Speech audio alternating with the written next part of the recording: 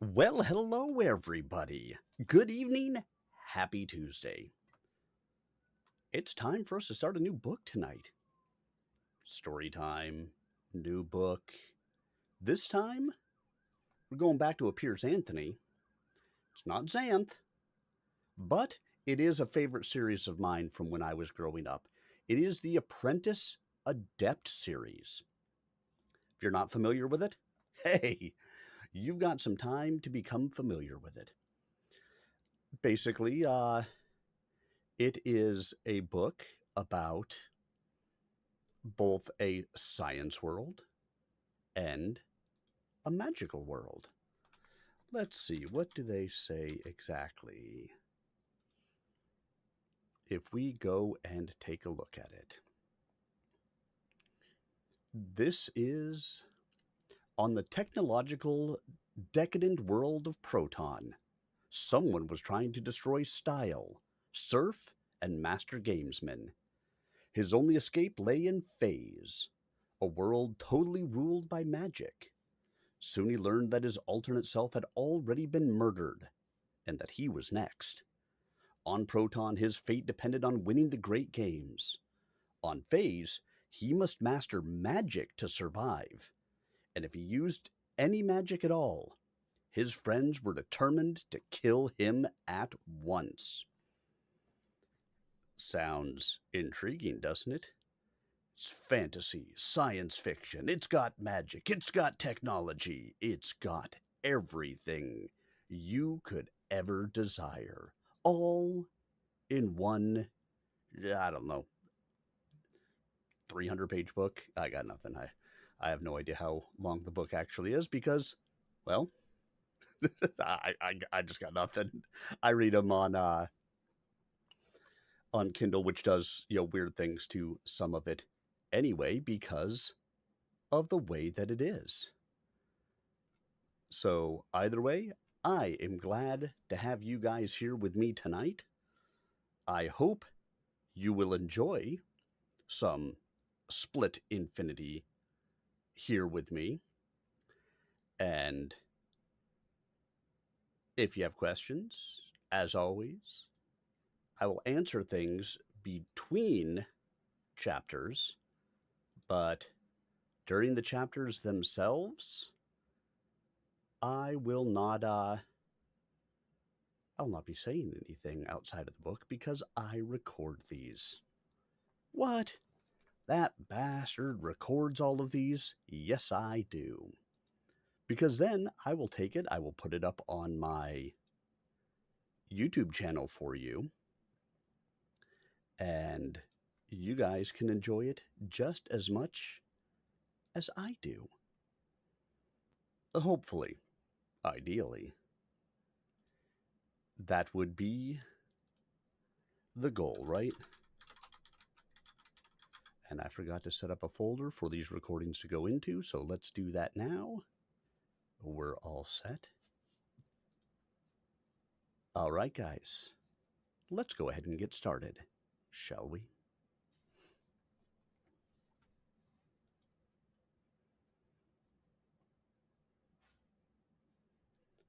Chapter 1, Slide. He walked with the assurance of stature, and most others deferred to him subtly.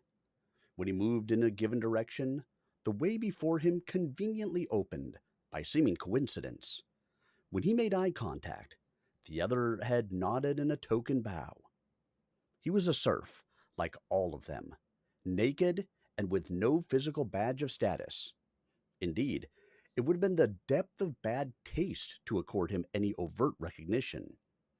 Yet he was a giant here. His name was Stile. Stile stood 1.5 meters tall and weighed 50 kilograms. In prior parlance, he would have stood 4 feet 11 inches tall and weighed a scant hundredweight, or 8 stone, or stood a scant 15 hands and weighed 110 pounds. His male associates towered above him by up to half a meter and outweighed him by 25 kilos. He was fit, but not extraordinarily muscled. Personable without being handsome. He did not hail his friends heartily, for there were few he called friend, and he was diffident about approaches. Yet there was enormous drive in him that manifested in lieu of personal warmth. He walked about the grid hall of the game annex, his favorite place. Beyond this region, he reverted to the non-entity that others perceived. He sought competition of his own level, but at this hour there was none. Pairs of people stood in the cubicles that formed the convoluted perimeter of the hall, and a throng milled in the center, making contacts.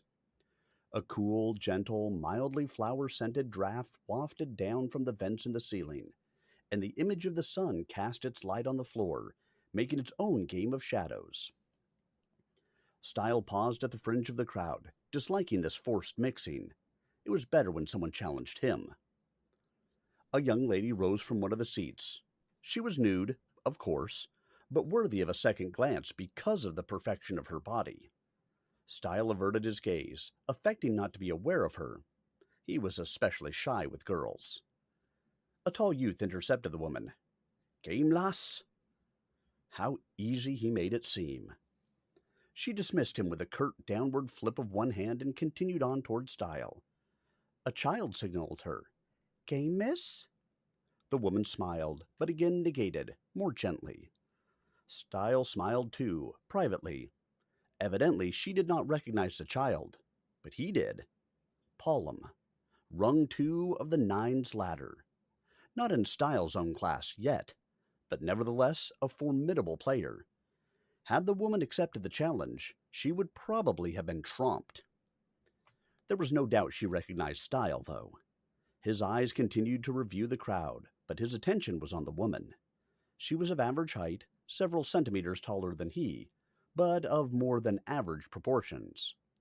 Her breasts were full and perfect, unsagging, shifting eloquently with her easy motion, and her legs were long and smooth. In other realms, men assumed that the ideal woman was a naked one, but often this was not the case. Too many women suffered in the absence of mechanical support for portions of their anatomy. This one, approaching him, was the type who really could survive the absence of clothing without loss of form. She arrived at last. "Stile," she murmured. He turned as if surprised, nodding. Her face was so lovely it startled him. Her eyes were large and green, her hair light brown and light bleached in strands that expanded about her neck. There was a lot of art in the supposedly natural falling of women's hair. Her features were even and possessed the particular properties and proportions that appealed to him, though he could not define precisely what these were. His shyness loomed up inside him, so that he did not trust himself to speak. "I am Sheen," she said. "I would like to challenge you to a game."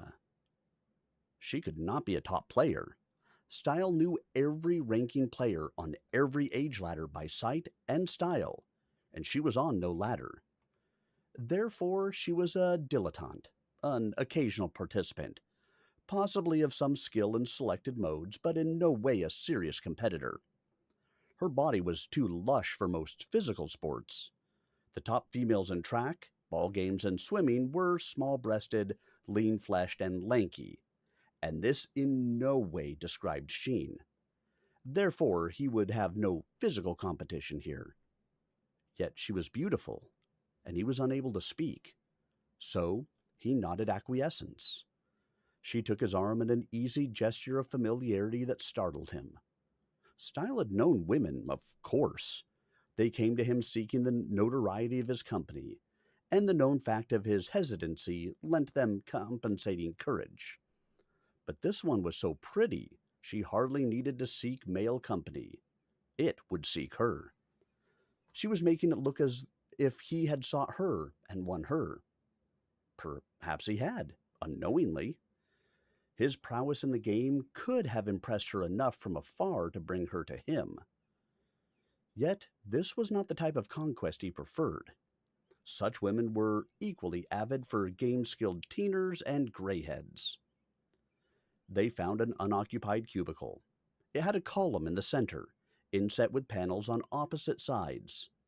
Stile went to one side, Sheen on the other, and as their weights came on the marked ovals to the floor before each panel, the panels lighted.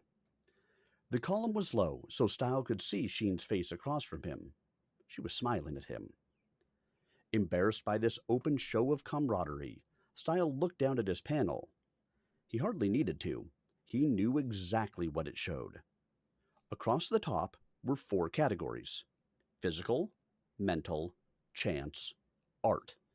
And down the left side were 4 more: naked, tool, machine, animal.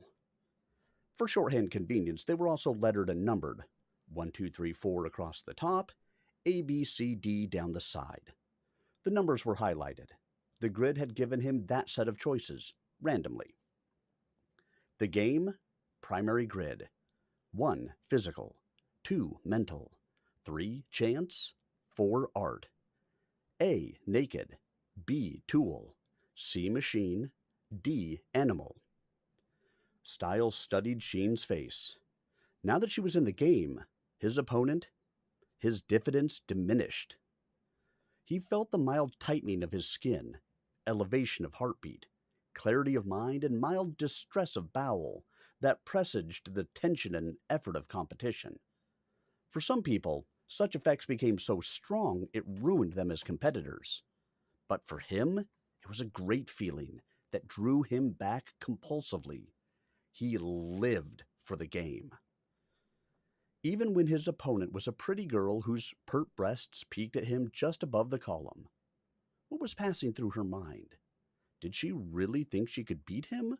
Or was she just out for the experience? Had she approached him on a dare?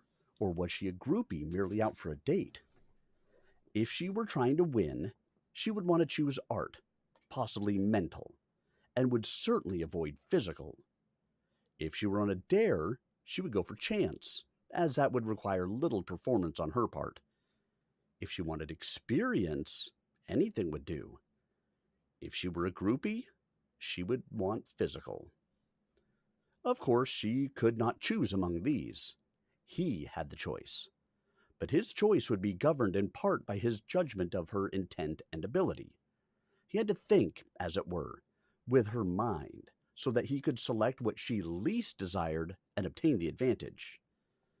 Now he considered her likely choice. In the series she did control. A true competitor would go for naked, for there was the essence of it: unassisted personal prowess. One wanting experience could go for anything, again depending on the type of experience desired. A dare would probably go for naked also. That choice would be part of the dare. A groupie would certainly go for naked, so that was her most likely choice. Well, he would call her bluff. He touched physical, sliding his hand across the panel so she couldn't tell his choice by the motion of his arm. Her choice had already been made, as anticipated. They were in 1A, physical/naked. The second grid appeared. Now the categories across the top were 1, separate, 2, interactive, 3, combat, 4, cooperative. And down the side were A, flat surface, B, variable surface, C, discontinuity, D, liquid. The letters were highlighted. He had to choose from the down column this time. He didn't feel like swimming or swinging from bars with her, though there could be intriguing aspects to each. So the last 2 were out. He was an excellent long-distance runner, but doubted Sheen would go for that sort of thing, which eliminated the flat surface. So he selected B, the variable surface. She chose 1, separate. No groupie after all. So they would be in a race of some sort, not physically touching or directly interacting, though there were limited exceptions. Good enough. He would find out what she was made of. Now the panel displayed a listing of variable surfaces. Stile glanced again at Sheen. She shrugged, so he picked the first, maze path. As he touched it, the description appeared in the first box of a 9-square grid. She chose the second, glass mountain. It appeared in the second square. He placed dust slide in the third square. Then they continued with cross country, tightrope, sand dunes, greased hills, snowbank, and limestone cliff. The tertiary grid was complete. Now he had to choose one of the vertical columns, and she had the horizontal rows. He selected the third, she the first, and their game was there. Dust slide. "Do you concede?" he asked her, pressing the appropriate query button so that the machine would know. She had 15 seconds to negate or forfeit the game. Her negation was prompt. "I do not." Draw? No. He had hardly expected her to do either. Concession occurred when one party had such an obvious advantage that there was no point in playing, as when the game was chess and one player was a grand master, while the other hadn't yet learned the moves. Or when it was weightlifting, with one party a child and the other a muscle builder. The dust slide was a harmless entertainment, fun to do even without the competitive element. No one would concede it except perhaps one who had a phobia about falling, and such a person would never have gotten into this category of game. And so her reaction was odd. She should have laughed at his facetious offers. Instead, she had taken them seriously. That suggested she was more nervous about this encounter than she seemed. Yet, this was no tourney match. If she were a complete duffer, she could have accepted the forfeit and been free.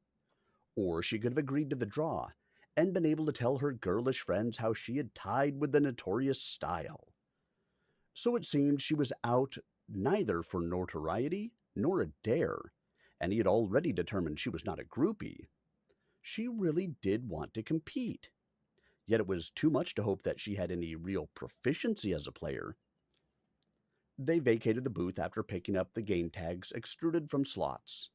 No one was admitted solo to any subgame. All had to play the grid first, and report in pairs to the site of the decision. That prevented uncommitted people from cluttering the premises or interfering with legitimate contests. Of course, children could and did entertain themselves by indulging in mock contests, just for the pleasure of the facilities. To a child, the game annex was a huge amusement park.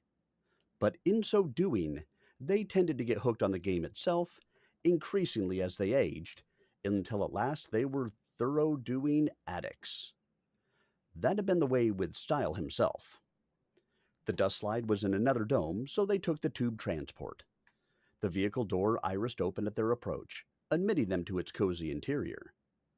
Several other serfs were already in it, 3 middle-aged men who eyed Sheen with open appreciation, and a child whose eye lit with recognition. "You're the jockey!" Stile nodded. He had no problem relating to children. He was hardly larger than the boy. "You won all the races," the lad continued. "I had good horses," Stile explained. "Yeah," the child agreed, satisfied. Now the 3 other passengers turned their attention to Stile, beginning to surmise that he might be as interesting as the girl. But the vehicle stopped, its door opened, and they all stepped out into the new dome. In moments, Stile and Sheen had lost the other travelers and were homing in on the dust slide, their tickets ready. The slide's desk secretary flashed Stile a smile as she validated the tickets. He smiled back, though he knew this was foolish. She was a robot. Her face, arms, and upper torso were perfectly humanoid, with shape, color, and texture no ordinary person could have told from a living woman. But her perfectly humanoid body terminated at the edge of her desk. She was the desk, possessing no legs at all. It was as if some celestial artisan had been carving her from a block of metal, causing her to animate as he progressed, then left the job unfinished at the halfway point. Stile felt a certain obscure sympathy for her. Did she have true consciousness in that upper half? Did she long for a completely humanoid body? Or for a complete desk body? How did it feel to be a half thing? She handed back his ticket, validated. Stile closed his fingers about her delicate hand. "When do you get off work, cutie?" he inquired with a lift of an eyebrow. He was not shy around machines, of course. She had been programmed for this. Shh, my boyfriend's watching. She used her free hand to indicate the robot next to her, a desk with a set of male legs protruding, terminating at the inverted waist. They demonstrated the manner the protective shorts should be worn for the slide. They were extremely robust legs, and the crotch region was powerfully masculine. Stile glanced down at himself, chagrined. Oh, I can't compete with him. My legs are barely long enough to reach the ground. A bygone Earth author, Mark Twain, had set up that remark, and Stile found it useful on occasion. He accepted Sheen's arm again, and they continued on to the slide. He thought Sheen might remark on the way he seemed to get along with machines, but she seemed oblivious. Ah, well. The slide was a convoluted mountain of channels looping and diverging and merging. Dust flowed in them. Sanitary, non-irritating, non-carcinogenic, neutral particles of translucent plastic, becoming virtually liquid in the aggregate and quite slippery. The whole was dramatic, suggesting frothing torrents of water in sluices, or rivulets of snow in an avalanche. They donned the skin shorts and filter masks required for protection on the slide. The dust was harmless, but it tended to work its way into any available crevice, and the human body had a number.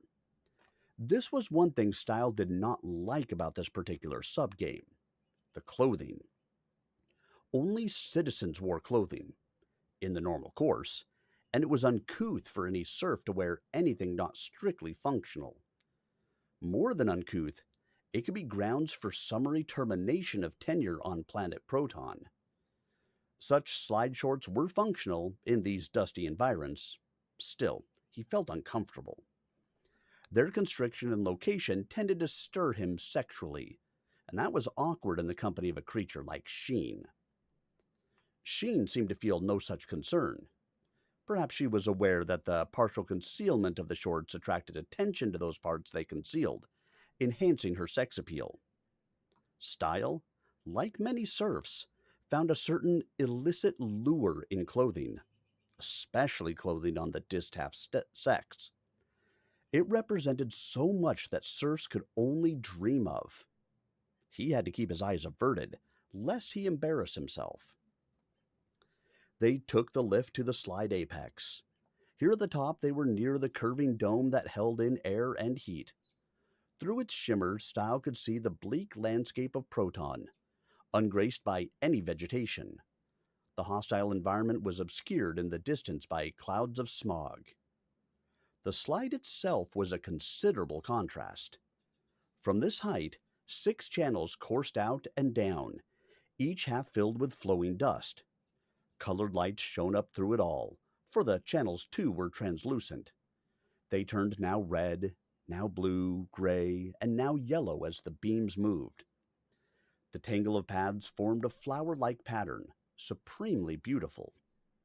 If Stile found the clothing physically and emotionally awkward, he was compensated by the view from this vantage, and always stood for a moment in minor awe. For any given channel, the colors seemed random, but for the arrangement as a whole, they shaped in shifting contour roses, lilies, tulips, violets, and gardenias. Air jets emitted corresponding perfumes when applicable. An artist had designed this layout, and Stile admired the handiwork. He had been here many times before, yet the novelty had not worn off. Sheen did not seem to notice. "On your mark," she said, setting the random starter. The device could pop instantly or take 2 minutes. This time it split the difference. The channel barriers dropped low and Sheen leaped for the chute nearest her.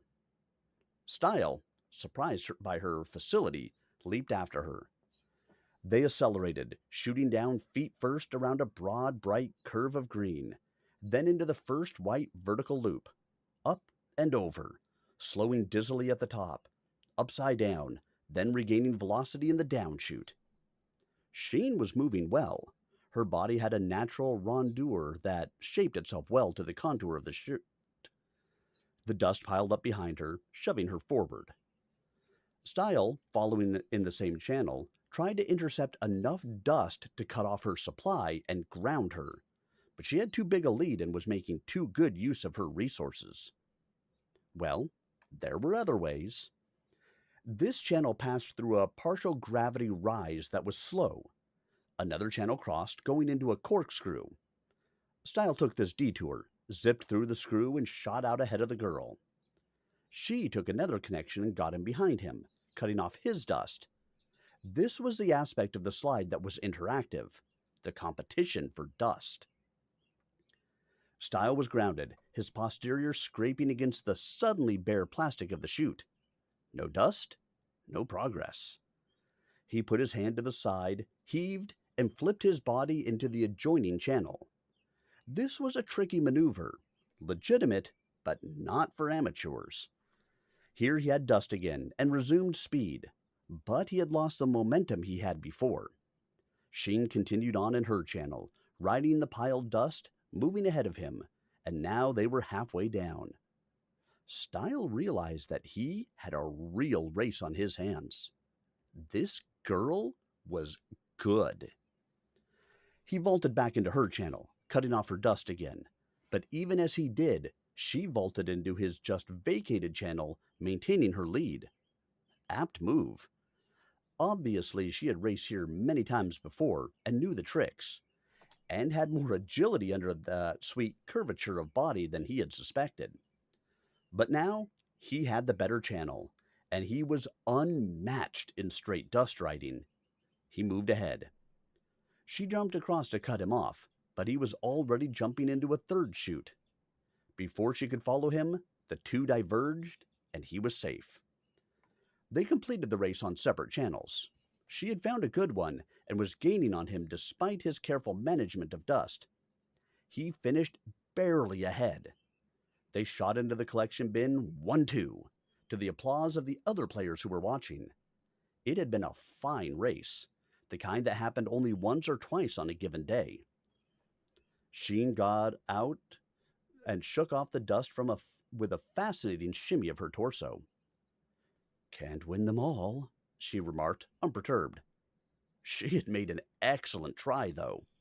She had come closer than anyone in years. Stile watched her as she stripped off mask and shorts. She was stunningly beautiful, more so than before, because now he realized that her body was functional as well as shapely. "You interest me," he told her. In this aftermath of a good game, he was flushed with positive feeling, his shyness at a minimum. Sheen smiled. "I hoped to." "You almost beat me." "I had to get your attention somehow." Another player laughed. Stile had to laugh too. Sheen had proved herself, and now he wanted to know why. The mutual experience had broken the ice. The discovery of a new challenge completed his transition from diffidence to normal masculine imperative. He didn't have to invite her to come home with him. She was already on her way. And there you guys go. Chapter 1 down. If you've never read this before or partaken in this before, what do you think so far? Interesting? Amusing? Hopefully enjoyable? Either way, we'll get started into Chapter 2 here momentarily. Let me take a drink of some water.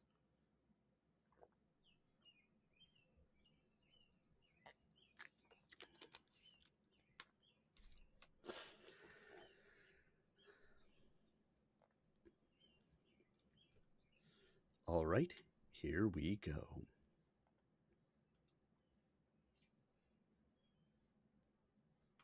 Chapter 2, Sheen. Sheen moved into his apartment as if it were her own. She punched the buttons on his console to order a complete light lunch of fruit salad, protein bread, and blue wine. "You evidently know about me," Stile said as they ate, "but I know nothing of you. Why did you want to get my attention?" "I am a fan of the game. I could be good at it, but I have so little time. Only 3 years tenure remaining. I need instruction. From the best. From you. So I can be good enough to enter the tourney. Stile finished. I have the same time remaining, but there are others you could have checked. I am only 10th on my ladder. Because you don't want to have to enter the tourney this year, she said. You won't enter it until the last year of your tenure, because all tenure ends when a serf enters the tourney.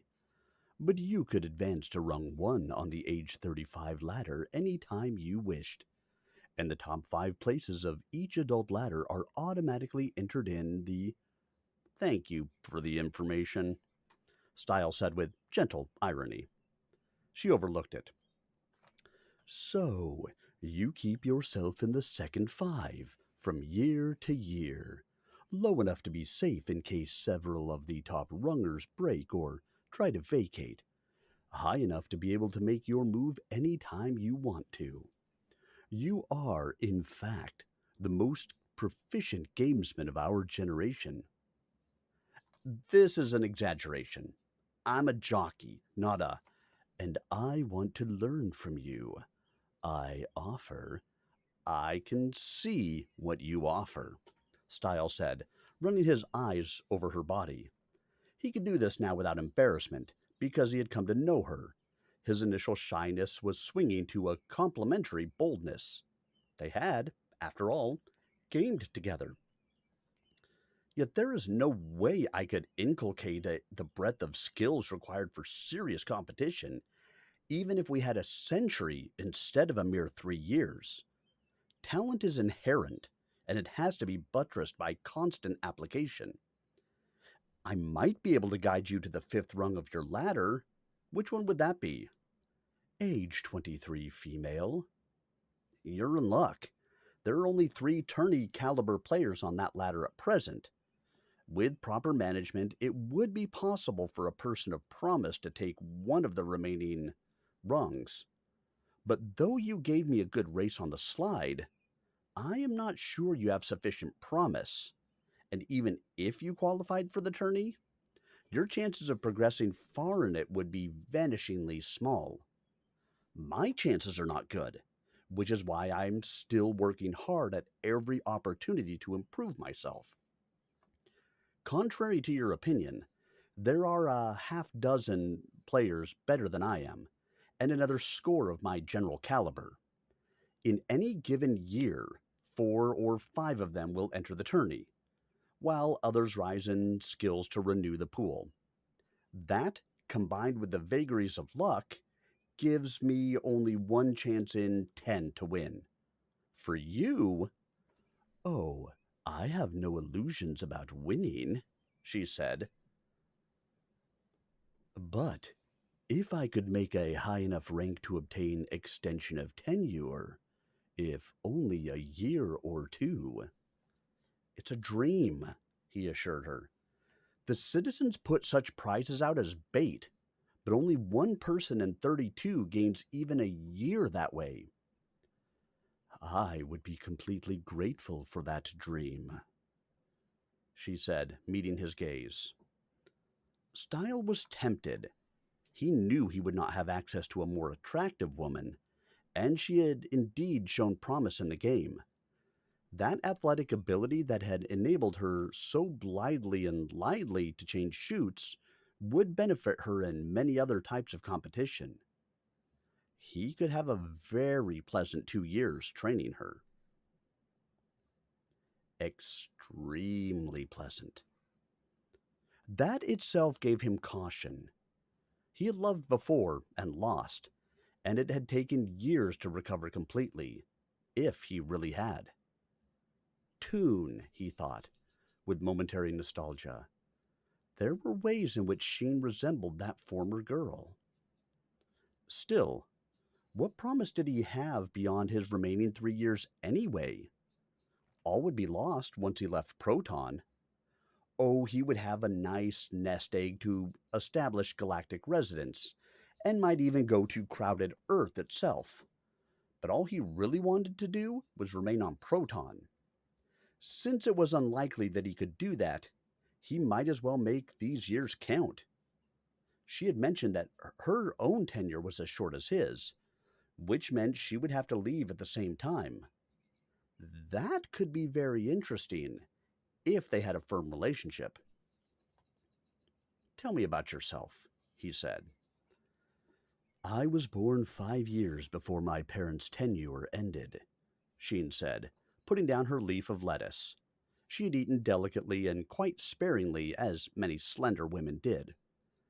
I obtained a position with a lady citizen, first as errand girl, then as nurse. I was a fan of the games as a child and had good aptitude, but as my employer grew older, she required more care until... She shrugged, and now with the pleasant tingle of the wine and the understanding they were coming to, he could appreciate the way her breasts moved with that gesture. Oh yes, it was a good offer she made him, yet something nagged him. I have not been to a game for 7 years, she continued, though I have viewed it often on my employer's screens and rehearsed strategies and techniques constantly in private. My employer has a private exercise gym her doctor recommended. She never used it, so I did, filling in for her. Last week, she died, so I have been released on holiday pending settlement of her estate and the inventory her heir is taking.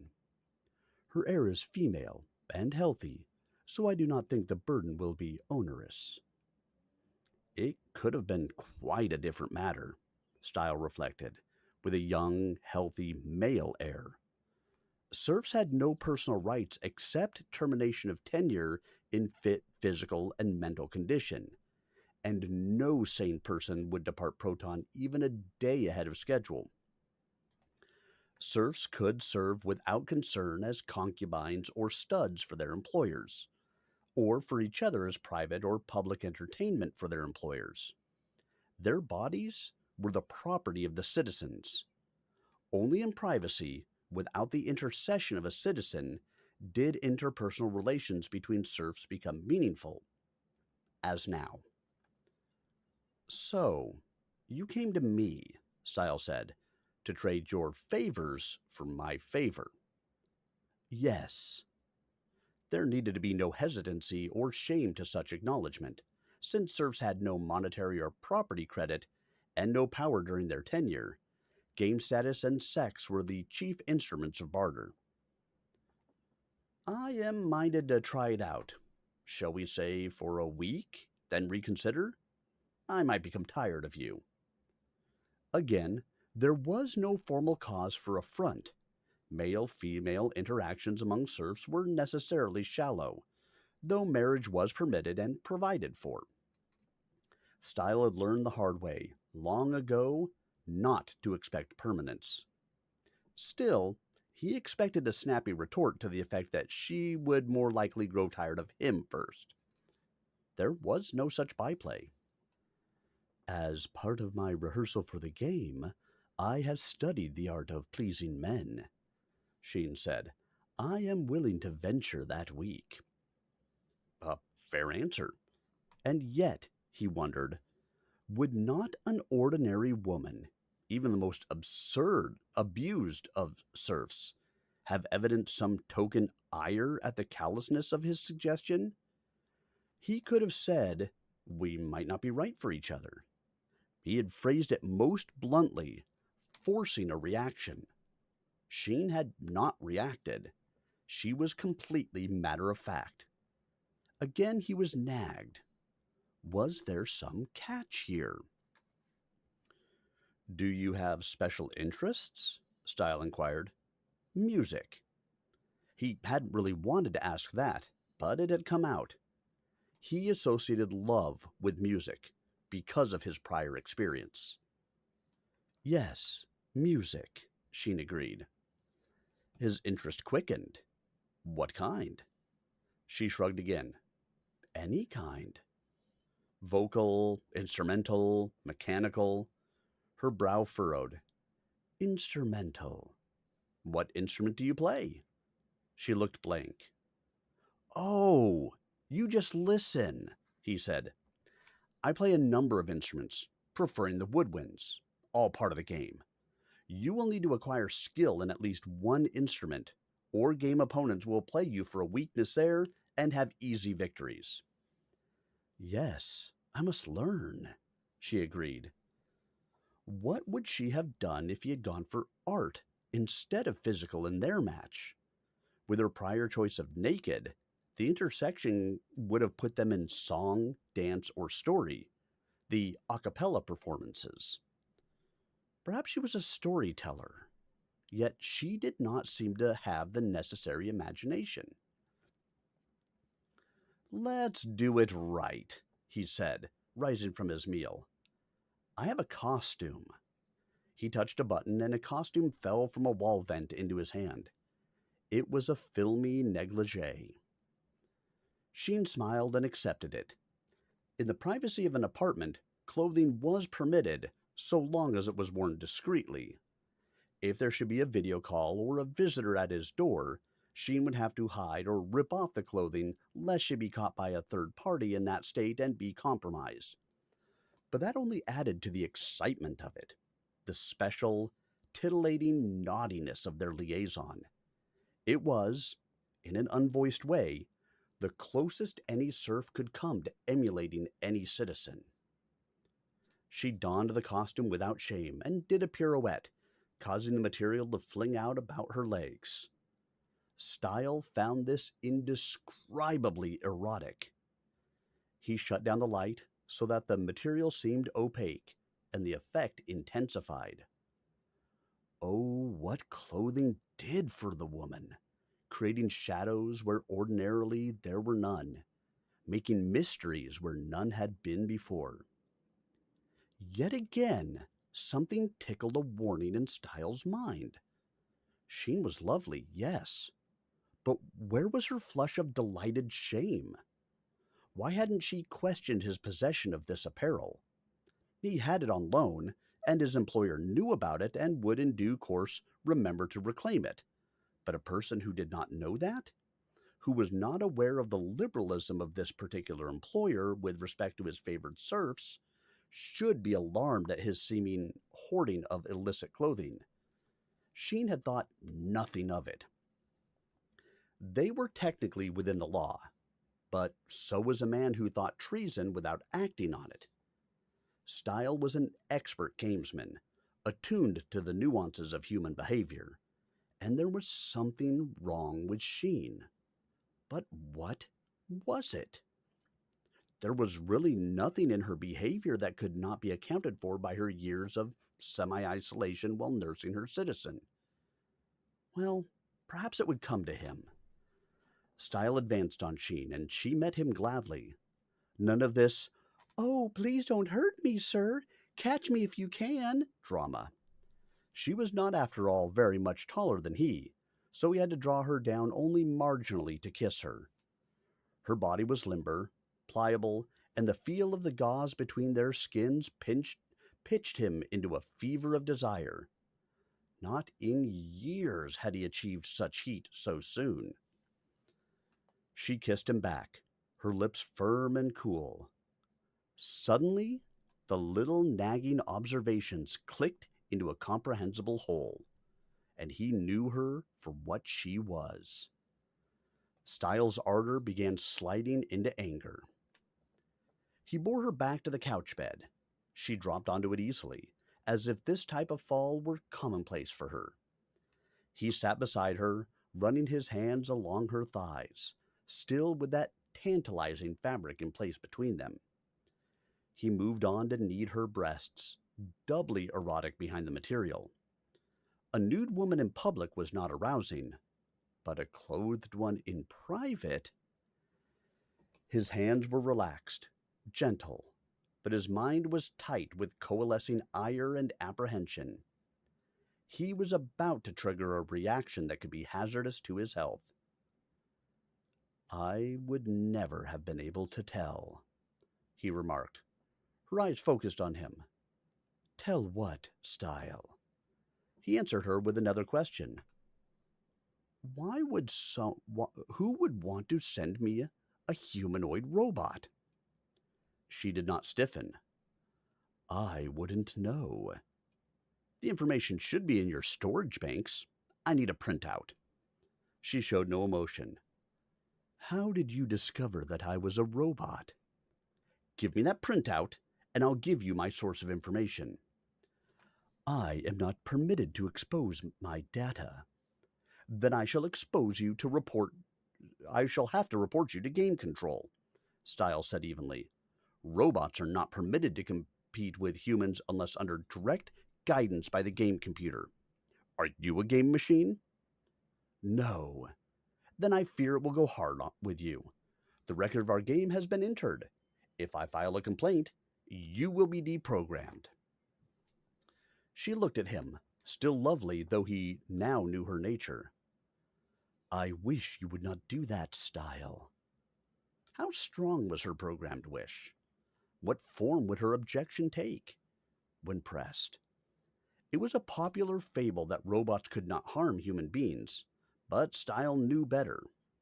All robots on Proton were prohibited from harming citizens, or acting contrary to citizens' expressed intent, or acting in any manner that might conceivably be deleterious to the welfare of any citizen.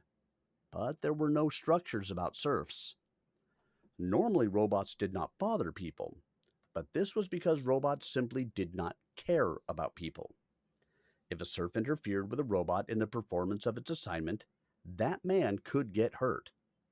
Stile was now interfering with the robot Sheen. Sheen, he said, short for machine. Someone with a certain impish humor programmed you. I perceive no humor, she said. Naturally not. That was your first giveaway. When I proffered you a draw on the slide, you should have laughed. It was a joke. You reacted without emotion. I am programmed for emotion. I am programmed for the stigmata of love. The stigmata of love. A truly robotic definition. Not the reality? The reality, too. There is no significant distinction. I am here to love you, if you will permit it. So far, she had shown no sign of violence. That was good. He was not at all sure he could escape her if she attacked him. Robots varied in physical abilities, as they did in intellectual ones. It depended on their intended use and the degree of technology applied. This one seemed to be a top-line sophistication. That could mean she imitated the human form and nature so perfectly she had no more strength than a real girl would have. But there was no guarantee. I must have that printout. I will tell you my mission, if you will not expose my nature. I cannot trust your word. You attempted to deceive me with your story about nursing a citizen. Only the printout is sure. You are making it difficult. My mission is only to guard you from harm. I feel more threatened by your presence than protected. Why should I need guarding from harm? I don't know. I must love you and guard you. Who sent you? I do not know. Stile touched his wall vid. Game control, he said. Don't do that, Sheen cried. Cancel call, Stile said to the vid. Evidently, violence was not in the offing, and he had leverage. This was like a game. The printout. She dropped her gaze, and her head. Her lustrous hair fell about her shoulders, coursing over the material of the negligee. Yes. Suddenly, he felt sorry for her. Was she really a machine? Now he had doubts. But of course, the matter was subject to verification. I have a terminal here, he said, touching another section of the wall. A cord came into his hand, with a multi-pronged plug at its end. Very few serfs were permitted such access directly, but he was one of the most privileged serfs on Proton, and would remain so as long as he was circumspect and rode horses well. Which one? He asked. She turned her face away from him. Her hand went to her right ear, clearing away a lock of hair and pressing against the lobe. Her ear slid forward, leaving the socket open. Stile plugged in the cord. Current flowed. Immediately the printout sheets appeared from the wall slot, crammed with numbers, graphs, and pattern blocks.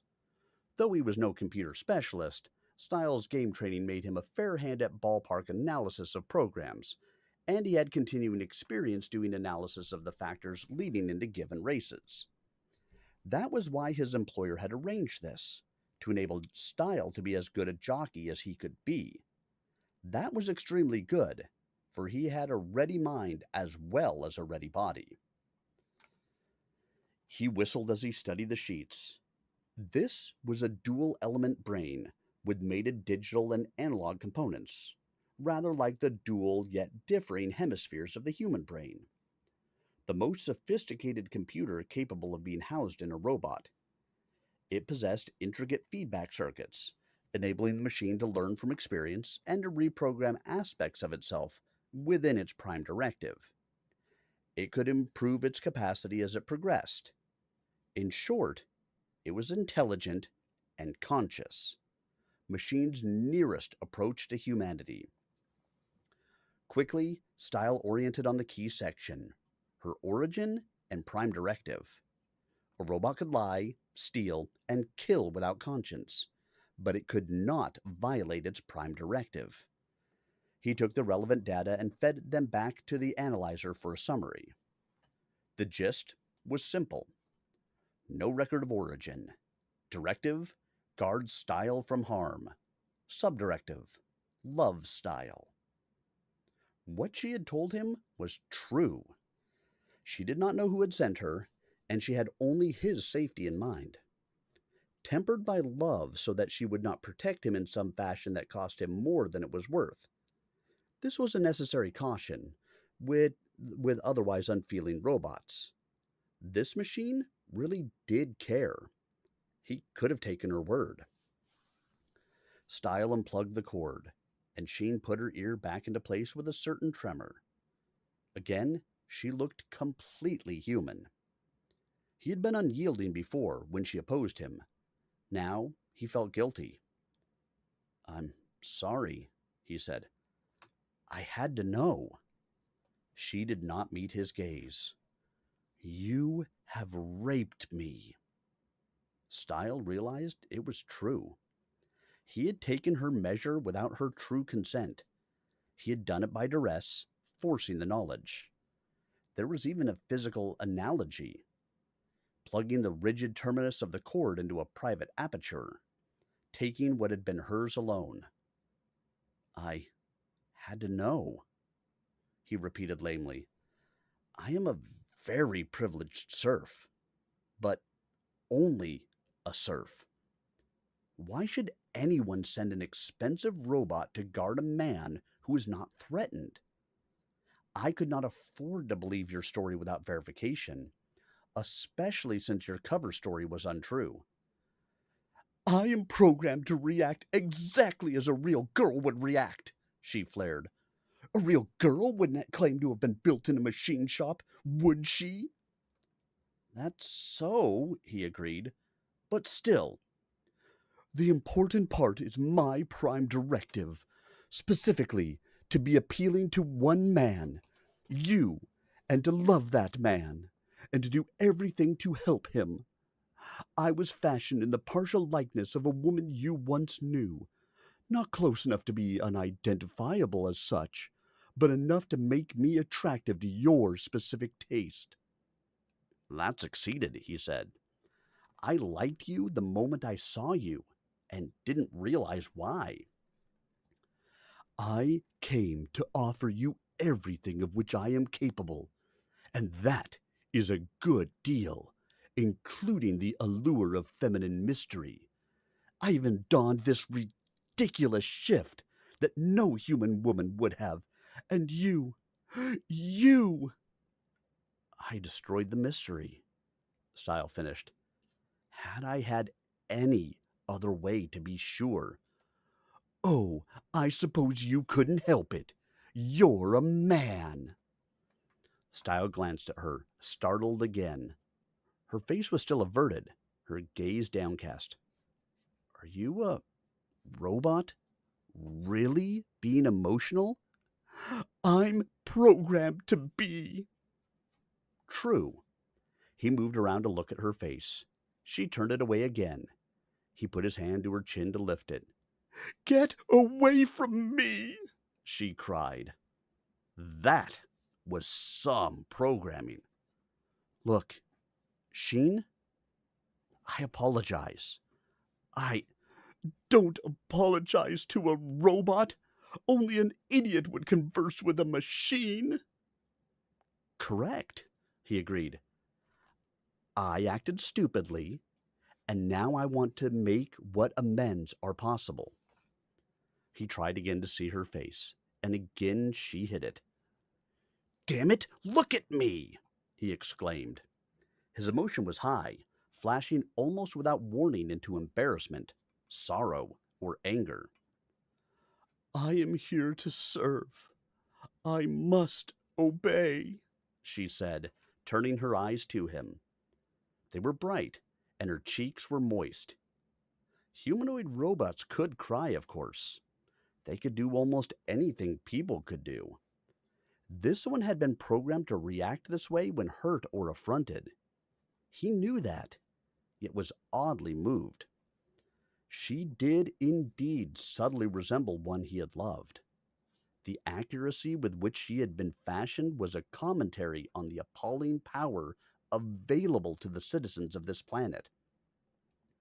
Even the most private, subtle knowledge could be drawn from the computer registries at any time. You are here to guard me, not to serve me, Sheen. I can only guard you if I stay with you, now that you know what I am. Why are you being so negative? I have not sent you away. I was made to please you, to want to please you, so I can better serve my directive. Now I cannot. Why not? Why do you tease me? Do you think that programmed feelings are less binding than flesh ones? That the electrochemistry of the inanimate is less valid than that of the inanimate? That my illusion of consciousness is any less potent than your illusion of self-determination? I exist for one purpose, and you have prevented me from accomplishing it. And now I have no reason for existence. Why couldn't you have accepted me as I seemed to be? I would have become perfect at it, with experience. Then it would have been real. You have not answered my question. You have not answered mine. Stile did a rapid internal shifting of gears. This was the most female-ish robot he had encountered. Very well, Sheen. I answer your questions. Why do I tease you? Answer, I am not teasing you. But if I did, it would not be to hurt you. Do I think that your programmed feelings are less valid than my mortal ones? Answer, no. I must conclude that a feeling is a feeling, whatever its origin. Some of my own feelings are short-sighted, unreasonable, and unworthy. They govern me just the same. Is your illusion of consciousness less valid than my illusion of free will? Answer, no. If you think you are conscious, you must be conscious, because that's what consciousness is. The feedback of self-awareness. I don't have much illusion about my free will. I am a serf, governed by the will of my employer. I have no doubt I am governed by a multitude of other things I seldom even notice, such as the force of gravity and my own genetic code and the dictates of society. Most of my freedom exists in my mind, which is where your consciousness does too. Why couldn't I accept you as you seem to be? Because I am a skilled gamesman, not the best that ever was, but probably destined for recognition as one of the best of my generation. I succeed not by virtue of my midget body, but by virtue of my mind. By questioning, by comprehending my own nature and that of all others I encounter. When I detect an anomaly, I must discover its reason. You are attractive. You are nice. You are the kind of girl I have held in my mind as the ideal. Even to your size, for it would be too obvious for me to have a woman smaller than I am, and I don't like being obvious in this connection. You came to me for what seemed insufficient reason. You did not laugh as you should have. You did not react quite on key. You seemed to know about things, yet when I probed for depth, I found it lacking. I probed as a matter of course. It is my nature. I asked about your music, and you expressed interest, but had no specifics. That sort of thing. This is typical of programmed artificial intelligence. Even the best units can approach only 1% of the human capacity, weight for weight. A well-tuned robot in a controlled situation may seem as intelligent as a man because of its specific and relevant and instantly accessible information.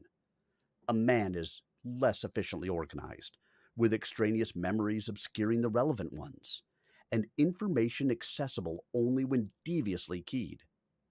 But the robot's intellect is illusory, and it soon shows when those devious and unreasonable off traits are explored. A mortal person's mind is like a wilderness, with a tremendous volume of decaying constructs and half understood experience forming natural harbors for wild animal effects. A robot is disciplined, civilized. It has no vast and largely wasted reservoir of the unconscious to draw from, no spongy, half forgotten backup impression. It knows what it knows and is ignorant where it is ignorant, with a quite sharp demarcation between. Therefore, a robot is not intuitive, which is the polite way of saying that it does not frequently reach down into the maelstrom of its garbage dump and draw out serendipitous insights. Your mind was more straightforward than mine, and that aroused my suspicion, and so I could not accept you at face value. I would not be the quality of player I am were I given to such acceptances. Sheen's eyes had widened. You answered. Stile laughed. It had been quite an impromptu lecture. Again, I inquire, why not? Because I am Sheen. Machine. Another man might be satisfied with the construct, the perfect female form. That is one reason my kind exists. But you are rooted in reality, however tangled a wilderness you may perceive it to be. The same thing that caused you to fathom my nature will cause you to reject the illusion I proffer. You want a living girl, and you know I am not, and can never be. You will not long want to waste your time talking to me as if I were worthwhile. You presume too much on my nature. My logic is other than yours.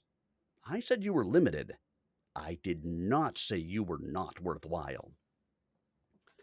You did not need to. It is typical of your nature that you are polite even to machines, as you were to the dust slide ticket taker. But that was brief and public. You need no such byplay here in private. Now that I have seen you in action, discovering how much more there is to you than what the computer knows, I realize I was foolish too. A foolish machine? Suppose I could deceive you for any length of time. I deserved what you did to me. I am not sure you deserved it. Sheen, you were sent innocently to me, to my jungle, unrealistically programmed. Thank you, she said with a certain unmetallic irony. I did assume you would take what was offered, if you desired it, and now I know that was simplistic. What am I to do now? I have nowhere to return, and do not wish to be prematurely junked. There are many years of use left in me before my parts wear appreciably. Why, you will stay with me, of course. She looked blank. This is humor? Should I laugh? This is serious, he assured her. Without reason? I am unreasonable, by your standards. But in this case, I do have reason. She made an almost visible, almost human connection. To be your servant? You can require that of me, just as you forced me to submit to the printout. I am at your mercy, but I am programmed for a different relationship. Serfs can't have servants. I want you for your purpose. Protection and romance. I am too logical to believe that. You are not the type to settle for a machine in either capacity. Yet she looked halfway hopeful. Stile knew her facial expressions were the product of the same craftsmanship as the rest of her. Perhaps he was imagining the emotion he saw. Yet, it moved him. You presume too much. Ultimately, I must go with my own kind. But in the interim, I am satisfied to play the game, at least until I can discover what threat there is to my welfare that requires a humanoid robot for protection. She nodded. Yes, there is logic. I was to pose as your lady friend, thereby being close to you at all times, even during your sleep, guarding you from harm. If you pretend to accept me as such, I can to that extent fulfill my mission. Why should I pretend? I accept you as you are. Stop it, she cried. You have no idea what it is like to be a robot, to be made in the image of the ideal, yet doomed always to fall short. Now Stile felt brief anger. Sheen, turn off your logic and listen. He sat beside her on the couch and took her hand. Her fingers trembled with an unmechanical disturbance. I am a small man, smaller than almost anyone I know. All my life, it has been the bane of my existence. As a child, I was teased and excluded from many games because others did not believe I could perform. My deficiency was so obvious that the others often did not realize they were hurting my feelings by omitting me. In adolescence, it was worse. No girl cared to associate with a boy smaller than herself. In adult life, it is more subtle, yet perhaps worst of all. Human beings place inordinate stress on physical height. Tall men are deemed to be the leaders. Short men are the clowns. In reality, small people are generally healthier than large ones. They're better coordinated. They live longer. They eat less, waste less, require less space. I benefit from all these things. It is part of what makes me a master of the game and a top jockey. But small people are not taken seriously. My opinion is not granted the same respect as that of a large man. When I encounter another person and my level gaze meets his chin, he knows I am inferior, and so does everyone else, and it becomes difficult for me to doubt it myself. But you are not inferior, Sheen protested. Neither are you. Does that knowledge help? She was silent. We are not dealing with an objective thing, Stile continued. Self respect is subjective. It may be based on foolishness, but it is critical to a person's motivation. You said I had no idea what it meant to be doomed always to fall short, but I am literally shorter than you are. Do you understand? No, you are human. You have proved yourself. It would be foolish to. Foolish?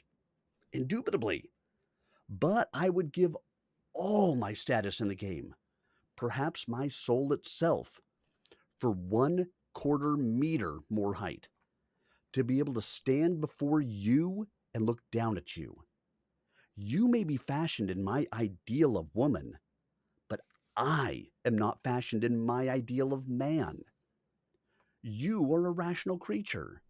Beneath your superficial programming, under my programming, I am an irrational animal. She shifted her weight on the couch, but did not try to stand.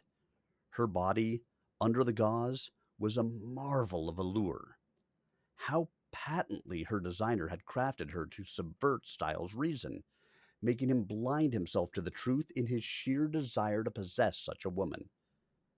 On another day, that might have worked. Stile had almost been fooled. Would you exchange your small human body, she asked, for a large humanoid robot body? No, he did not even need to consider. Then you do not fall short of me. That is the point I am making. I know what it is to be unfairly ridiculed or dismissed. I know what it is to be doomed to be less than the ideal, with no hope of improvement. Because the failure is, at least in part, in my ideal. I could have surgery to lengthen my body, but the wounds are no longer of the body. My body has proved itself. My soul has not. I have no soul at all. How do you know? Again, she did not answer. I know how you know, he said. You know because you know. It is inherent in your philosophy. Just as I know I am inferior. Such knowledge is not subject to rational refutation, so I do understand your position.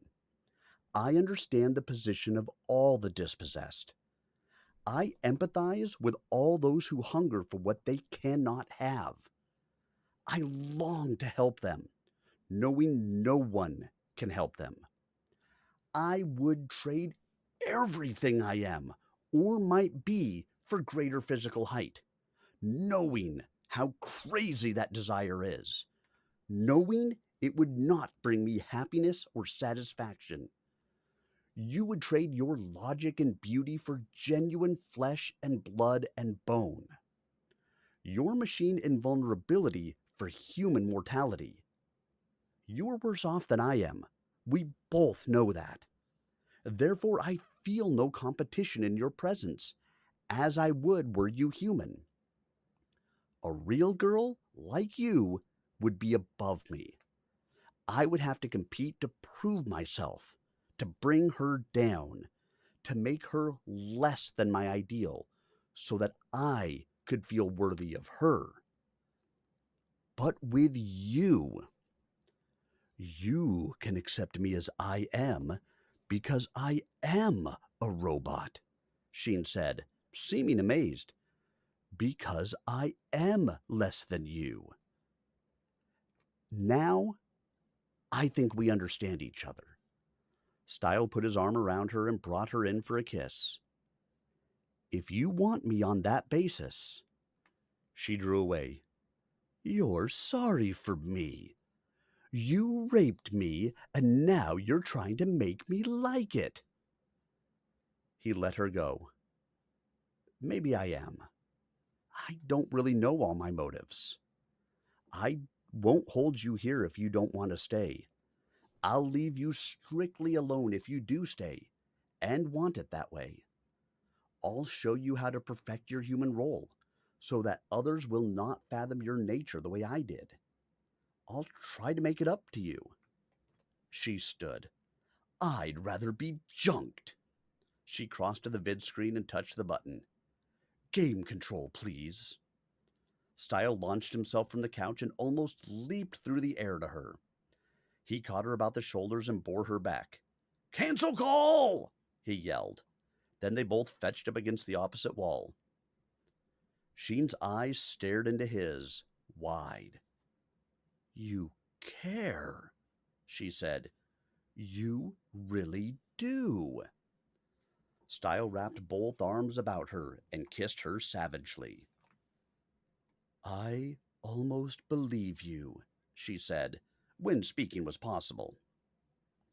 To hell with what you believe. You may not want me now, but I want you. I'll rape you literally if you make one move for that vid. No, you won't. It's not your way. She was right. Then I ask you not to turn yourself in, he said, releasing her again. He broke off, choking, trapped by a complex pressure of emotions.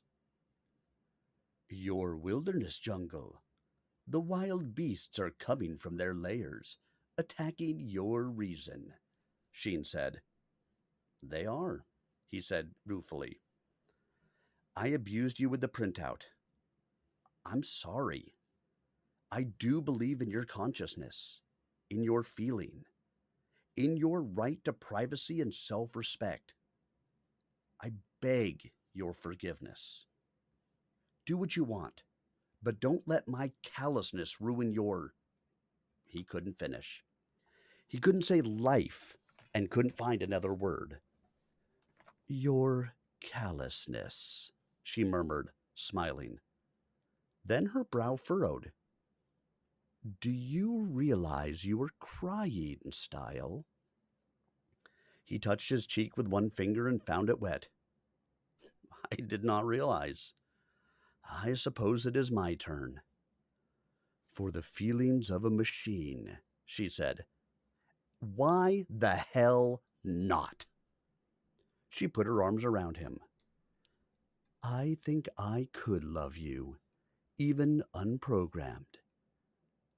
That's another illusion, of course. Of course. They kissed again. It was the beginning.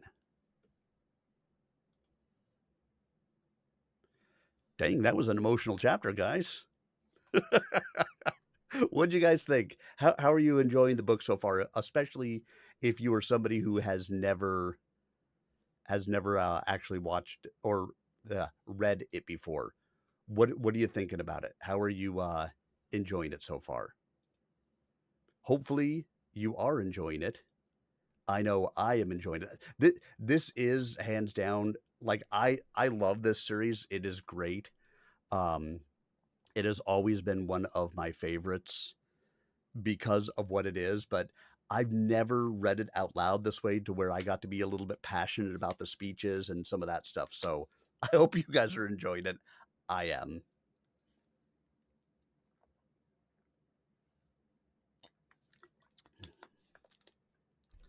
All right. I think depending on how long this next chapter is, we'll probably get through one more chapter tonight. And that will probably have to be it, because that'll put us at about 2 hours. And that's about where I like to keep these story time sessions. But let's find out, shall we? Remember, guys, if you are enjoying it, like, subscribe, follow, do all those fun things on whichever platform you're on. Help me out, would you? I appreciate it. And of course, the recordings of these are going to be up on my YouTube channel later this evening. Once the stream is over, I will get them uploaded. I will have chapters 1, 2, and 3, youtube.com/@SirArminius. But now, let's go ahead and dive into chapter 3, shall we?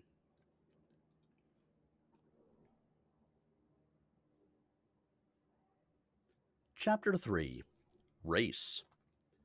In the morning, Stile had to report to work for his employer. Keyed up, he did not even feel tired.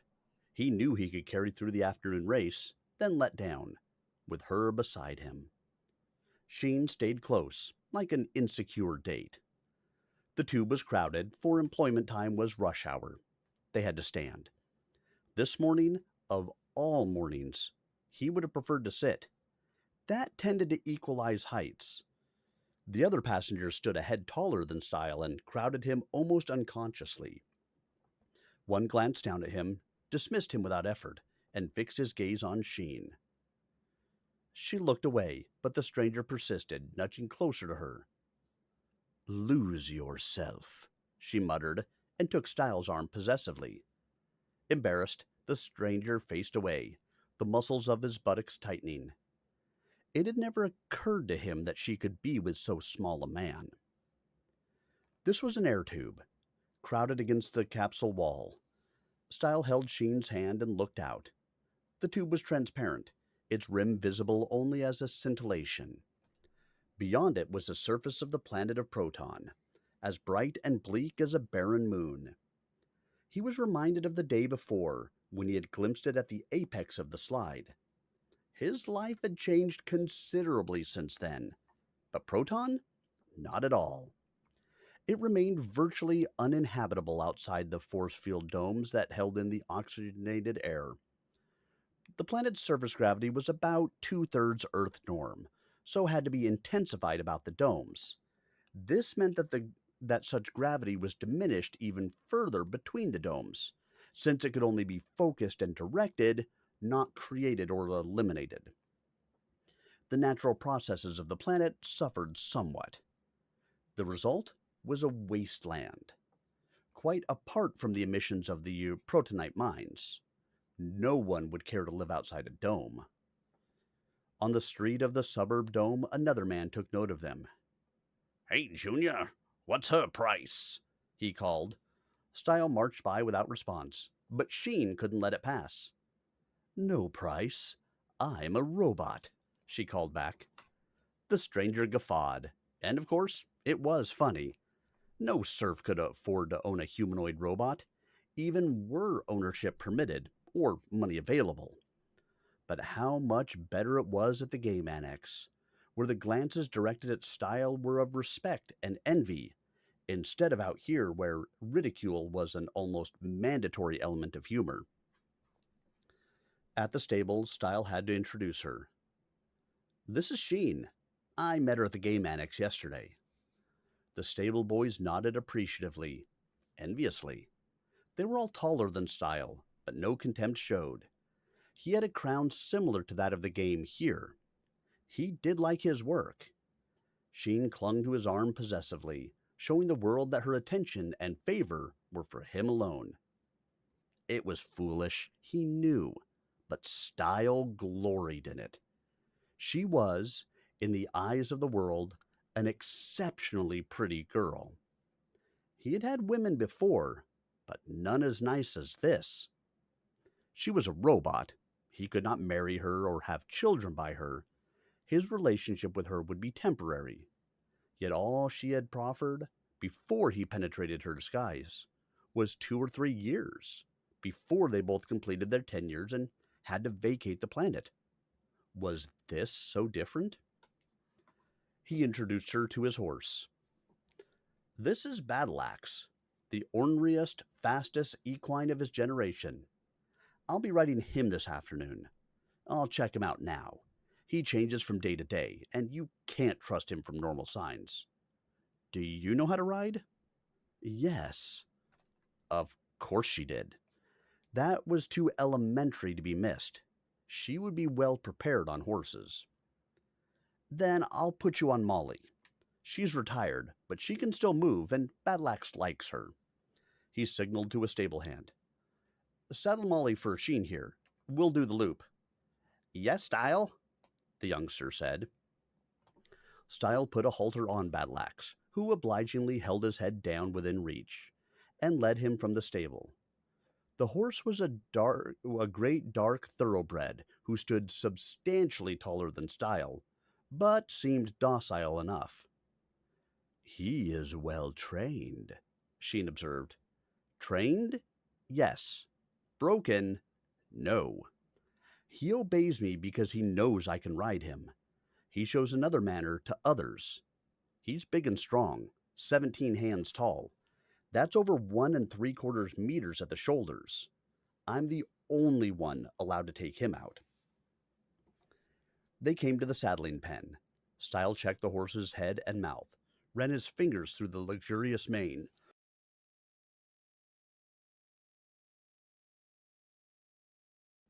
Then picked up each foot in turn to check for stones or cracks. There were none, of course. He gave Battleaxe a pat on the shoulder, on the muscular shoulder, opened the shed, and brought out a small half saddle that he sat on the horse's back.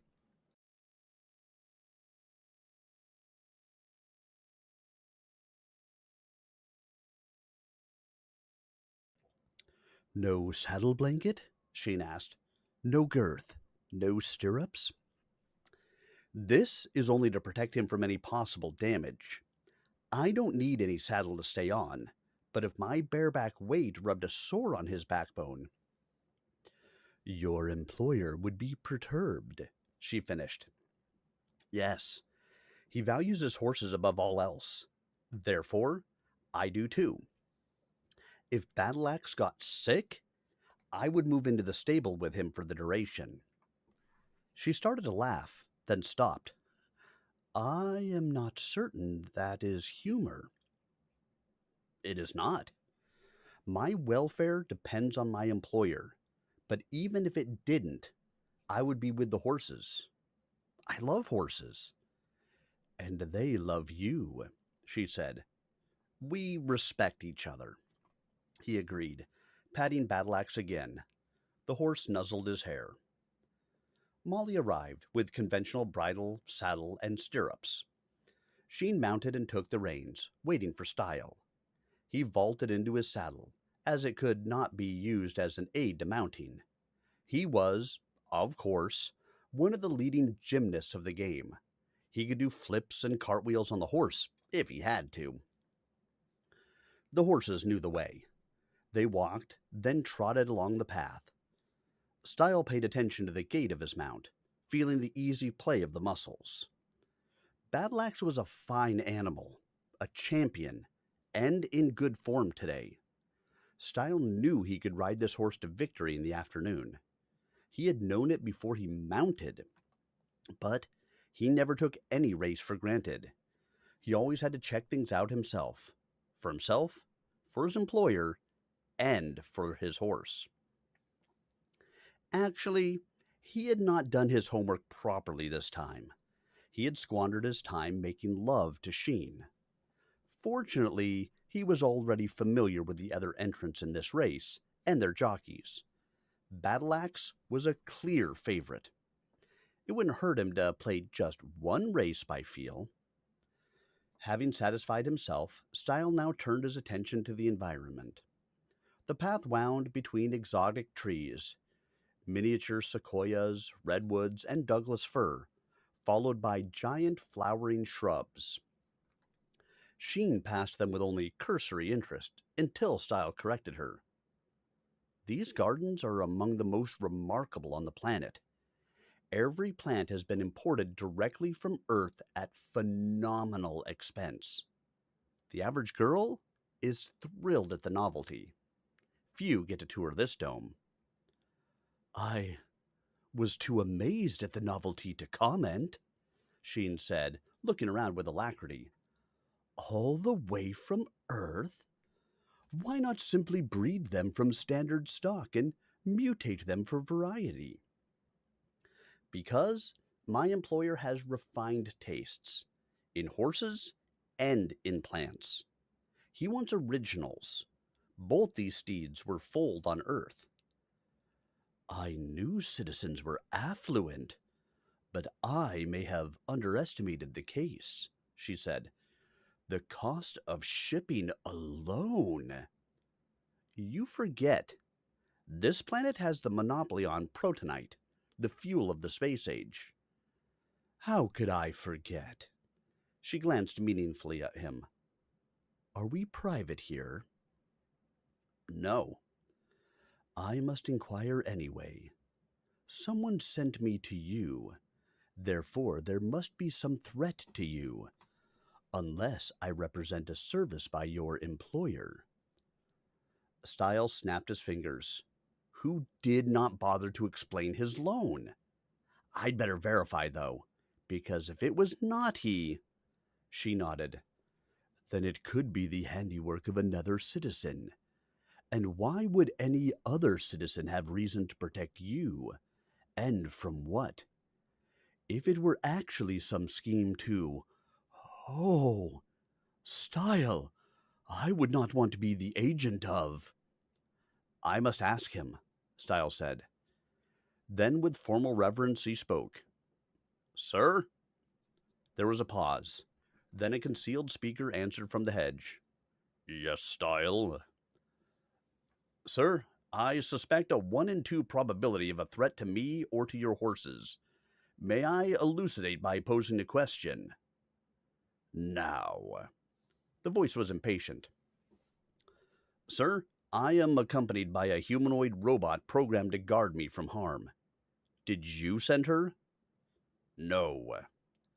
Then another citizen may have done so. My suspicion is that a competitor could have sugar-coated a bomb.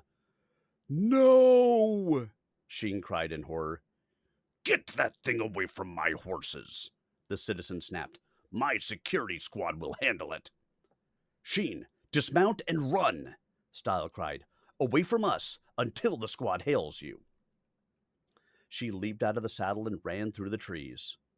Sir, Stile said. What is it now, Stile? The impatience was stronger. I plead, be gentle with her. She means no harm.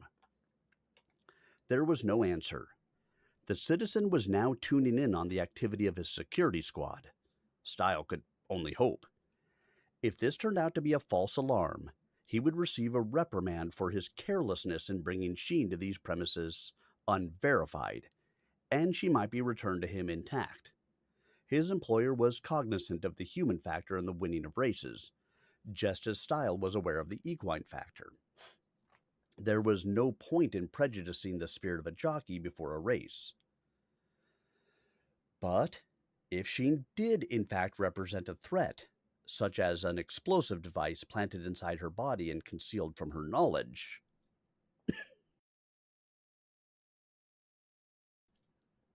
Stile waited where he was for 10 minutes, while the 2 horses fidgeted, aware of his nervousness. He had certainly been foolish. He should have checked with his employer at the onset before he first caught on that Sheen was a robot. Had not his liking for her blinded him, as perhaps it was supposed to, he would have realized immediately that a robot-covered bomb would make a mockery of her prime directive to guard him from harm. How could she protect him from her own unanticipated destruction? Yet now he was imposing on her another rape.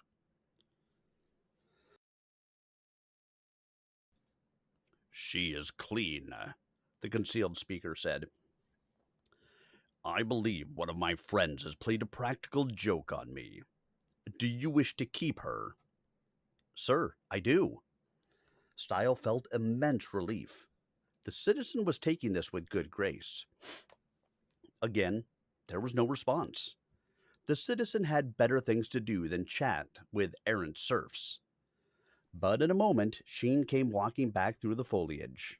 She looked the same, but as she reached him, she dissolved into tears. Stile jumped down and took her in his arms. She clung to him desperately. Oh, it was horrible, she sobbed. They raided me and took off my head and dismantled my body. The security squad is efficient, Stile agreed. But they put you back together again, as good as before. I can't believe that. Resoldered connections aren't as strong as the originals, and I think they damaged my power supply by shorting it out. I spoke of rape last night, but I did not know the meaning of the term. And this was the gentle treatment. Had Stile not pleaded for her, and had he not been valuable to the citizen, Sheen would have been junked without compunction. It would not have occurred to the citizen to consider her feelings, or even to realize that a robot had feelings. Fortunately, she had turned out clean, no bomb or other threat in her, and had been restored to him. He had been lucky. Sir, thank you. Just win that race, the speaker said grumpily. There it was, without even the effort to conceal it. The moment Stile's usefulness ended, he would be discarded with no further concern. He had to keep winning races. You pleaded for me, Sheen said, wiping her eyes with her fingers. You saved me. I like you, Stile admitted awkwardly. And I love you. And oh, Stile, I can never. He halted her protestations with a kiss. What use to dwell on the impossible? He liked her and respected her, but they both knew he could never, this side of sanity, actually love a machine. They remounted and continued their ride through the lush gardens. They passed a quaint, ornate fountain with a stone fish jetting water from its mouth, and followed the flow to a glassy pond. Sheen paused to use the reflection to clean up her face and check for damage, not quite trusting the expertise of the security squad. Twice I have accused you falsely, Stile began, deeply disturbed. No, Stile. The second time, I accused me. It could have been, a programmed directive to guard you from harm, with an unprogrammed, strictly mechanical booby trap to do the opposite. Or to take out the citizen himself when we got close enough. We had to check. But, oh, I feel undone. Nevertheless, I owe you one, he said. You are a machine, but you do have rights. Ethical rights, if not legal ones. You should not have been subjected to this sort of thing. And if I had been alert, I would have kept you off my employer's premises until... He shrugged. I would never have put you through this, had I anticipated it. I know you wouldn't, she said. You have this foolish concern for animals and machines. She smiled wanly. Then she organized herself and remounted Molly. Come on, let's canter. They cantered. Then the horses got the spirit of competition and moved into a full gallop, pretending to race each other. They had felt the tension and excitement of the bomb investigation without comprehending it, and now had surplus energy to let off. Arcades and mini jungles and statuaries sped by, a wonderland of wealth, but no one cared. For the moment, they were free, the four of them, charging through their own private world, a world where they were man and woman, stallion and mare, in perfect harmony. Four minds with a single appreciation. Too soon it ended. They had completed the loop. They dismounted, and Stile turned Battleaxe over to a groom. Walk him down. He's in fine fettle, but I'll be racing him this afternoon. Give Molly a treat. She's good company. That's all? Sheen inquired as they left the premises. You have time off? My time is my own, so long as I win races. The horse is ready. Odds are we'll take that race handily. I may even avoid a reprimand for my carelessness, though the citizen knows I know I deserve one. Now I have only to prepare myself. How do you do that? One guess, he said, squeezing her hand. Is that according to the book? Depends on the book. I like that book. Must be hard on normal girls, though. He snorted. She was well aware he had not had normal girls in his apartment for a long time, not on a live-in arrangement. Back at that apartment, Sheen went about her toilet. Now that she no longer had to conceal her nature from him, she stopped eating. There was no sense wasting food. But she had to dispose of the food she had consumed before. Her process of elimination resembled the human process, except that the food was undigested.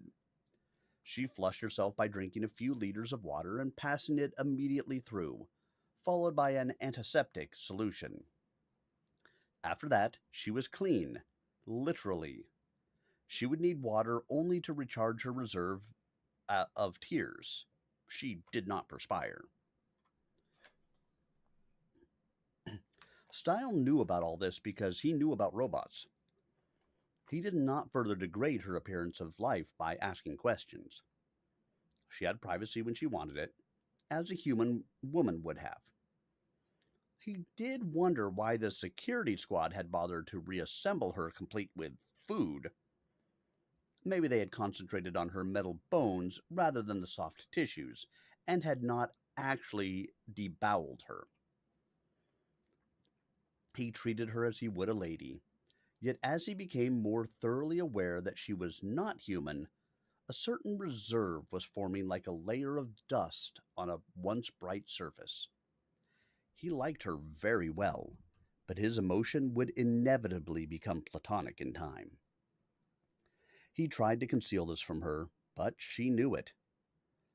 "My time with you is limited," she said, "yet let me dream while I may."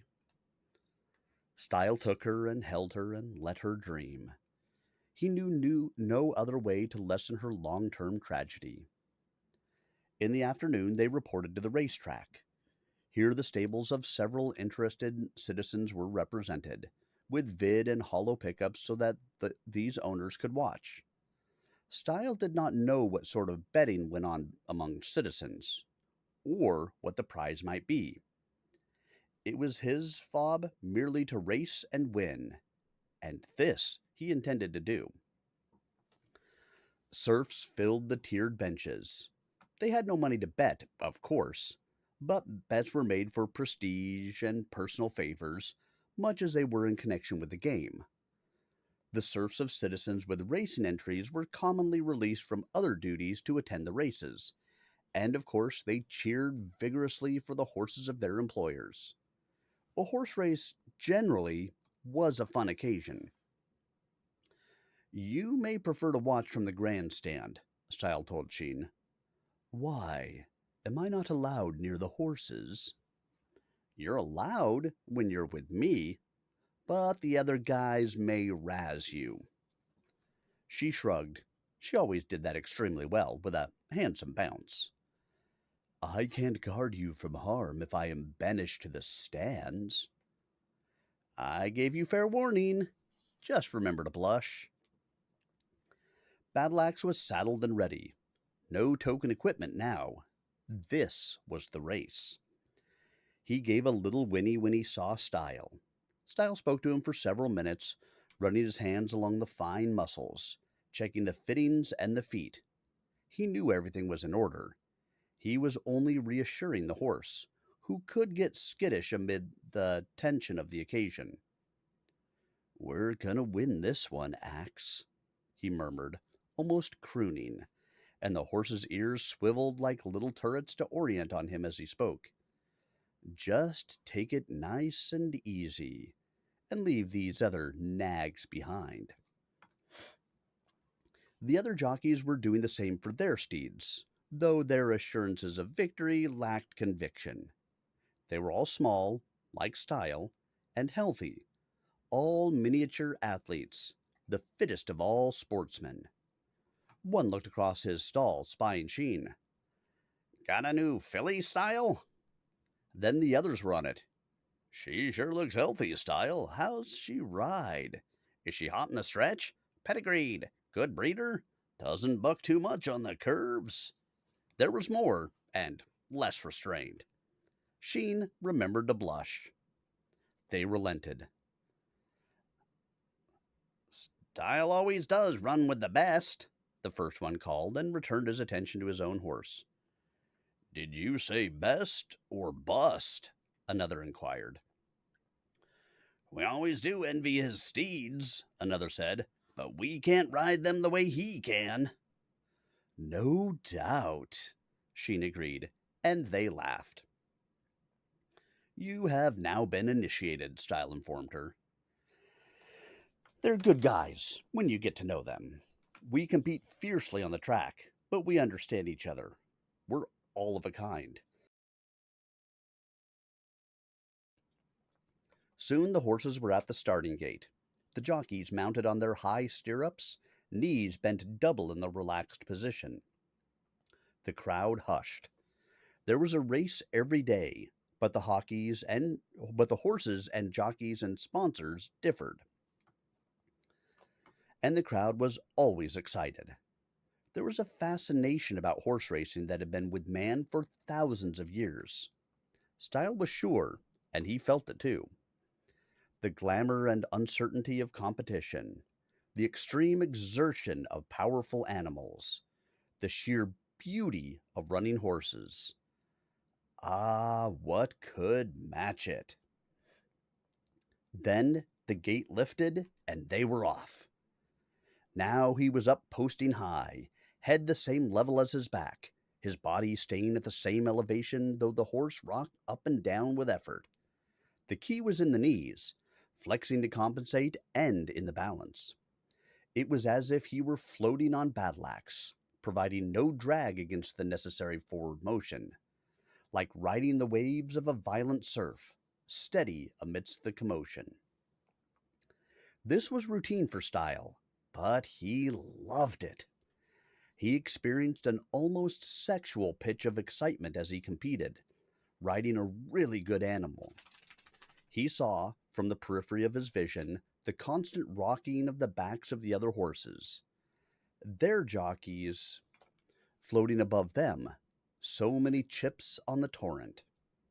The audience was a blur, falling away to the rear, chained to the ground.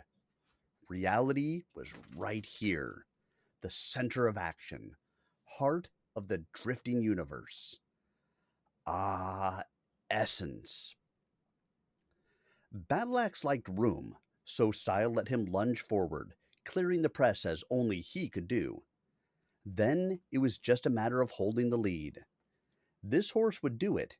He resented being crowded or passed.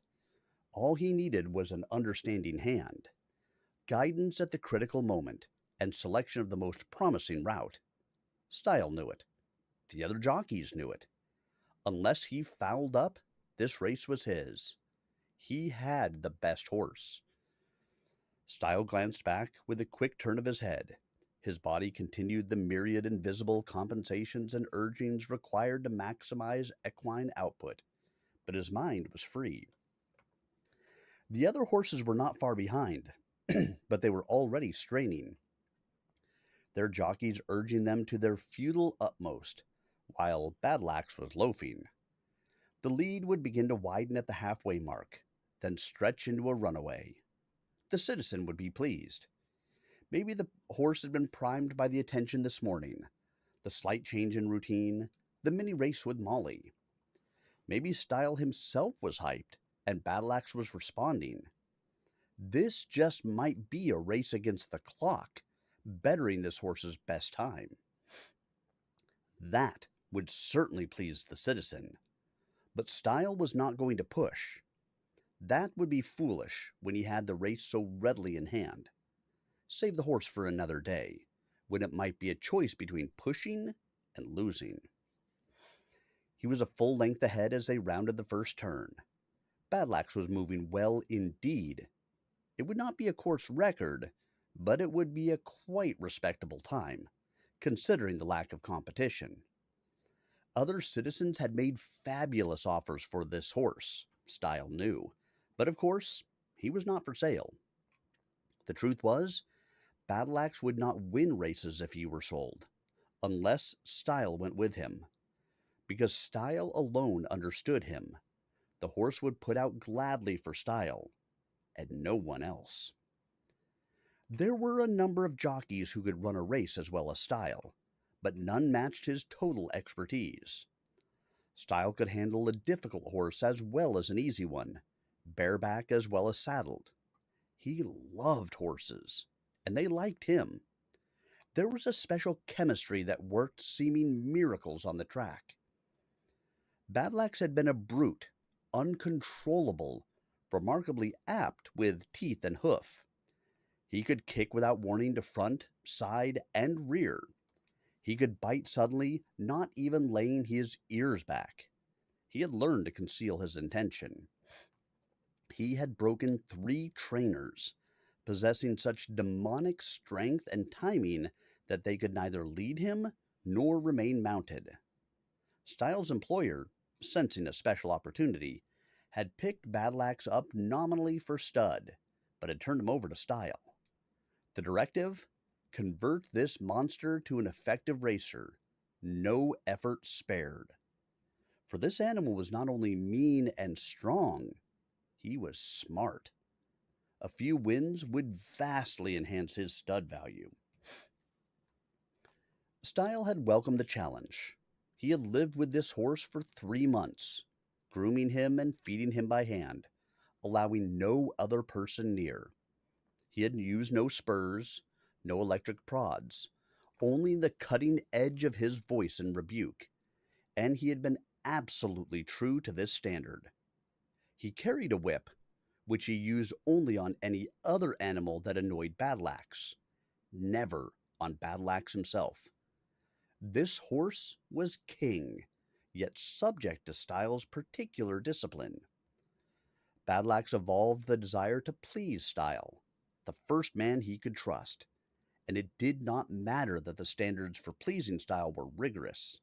Stile was, the horse came to understand, a lot of man. Then came the riding.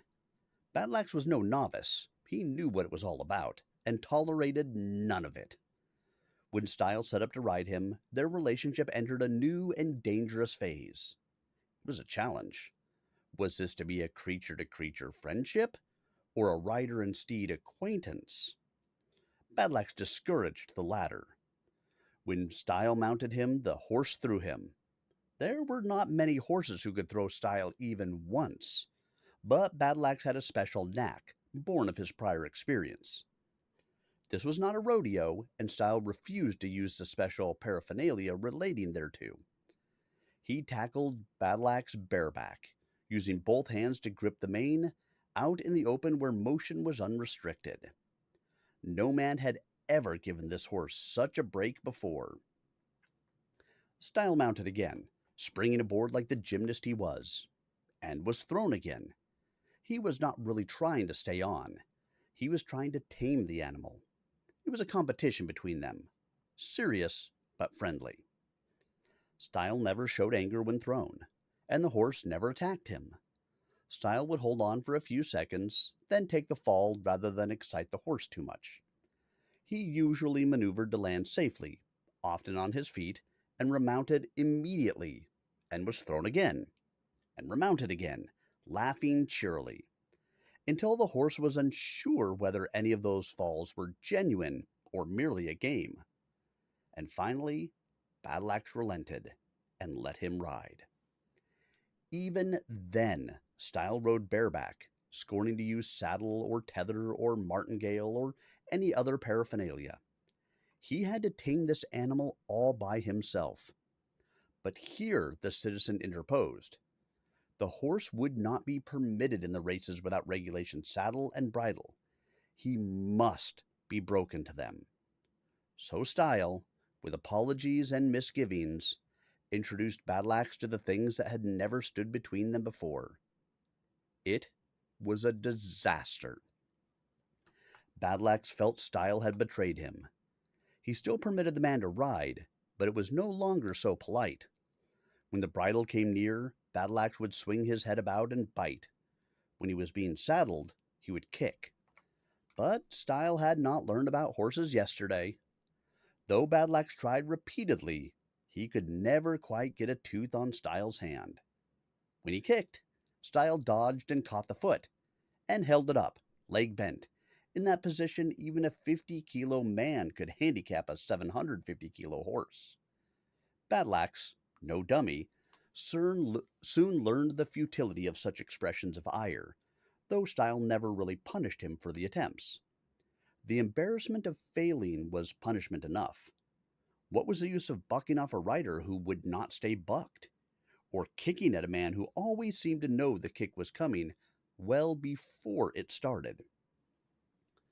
Through all this, Stile continued to feed Badlax, water him, and bring him snacks of salt and fruit, always speaking gently. Finally, the horse gave up his last resistance. For the sake of the friendship and respect they shared, Stile could at last saddle him and ride without challenge of any kind. The insults were dealt to other horses and their riders, in the form of leaving them behind.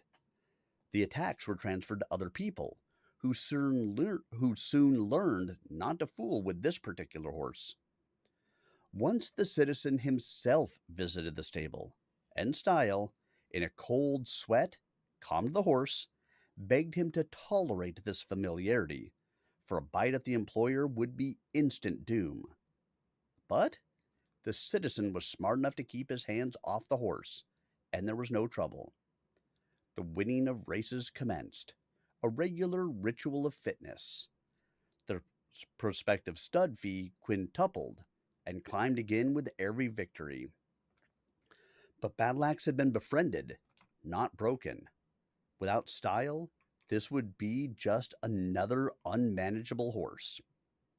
And Stile, because of his success with Badlax, had become recognized as the top jockey on Proton. His employment contract rivaled the value of the horse itself. That was why the citizen catered to him. Stile, like Badlax, performed better when befriended, rather than when forced. "We're a team, Axe," he murmured, caressing the animal with his voice. Badlax would have a most enjoyable life when he retired from racing, with a mare in every stall. Stile would have a nice bonus payment when his tenure ended. He would be able to reside on some other planet a moderately wealthy man. Too bad that no amount of wealth could buy the privilege of remaining on Proton. They came out of the turn, still gaining, and Stile felt a momentary pain in his knees, as though he had flexed them too hard. They were under tension, of course, bearing his weight, springing it so that he did not bounce with the considerable motions of this powerful steed. The average man could not have stood up long to this stress, but Stile was under no unusual strain. He had raced this way hundreds of times, and he took good care of his knees. He had never been subject to stress injuries. Therefore, he tried to dismiss it. The sensation must be a fluke. But it could not be dismissed. Discomfort progressed to pain, forcing him to uncramp his knees. This unbalanced him and put the horse off his pace. They began to lose ground. Badlax was confused, not understanding what Stile wanted, aware that something was wrong. Stile tried to resume the proper position, but his knees got worse, the pain becoming intense. He had to jerk his feet out of the stirrups and ride more conventionally, using saddle and leg pressure to maintain his balance. The horse lost more ground, perplexed, more concerned about his rider than the race. Stile had never before experienced a problem like this. The other horses were overhauling Badlax rapidly. He tried to lift his feet back into the stirrups for a final effort, but pain shot through his knees the moment he put pressure on them. It was getting worse. His joints seemed to be on fire.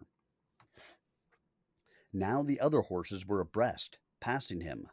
Stile could do nothing. His weight, unsprung, was interfering with his steed's locomotion. Badlax was powerful, but so were the competing animals.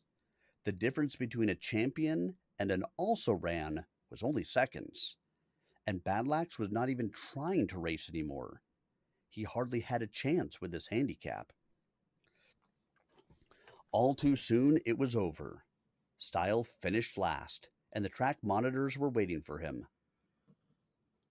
Surf Stile, give cause why you should not be penalized for malfeasance.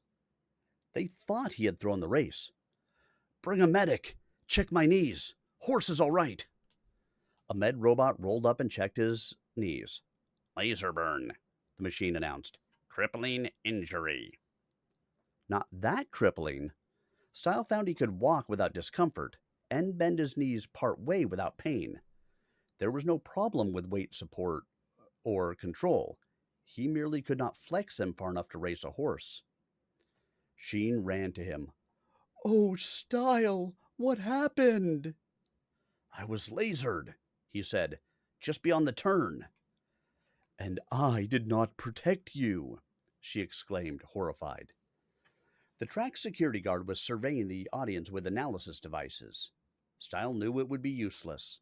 The culprit would have moved out immediately after scoring.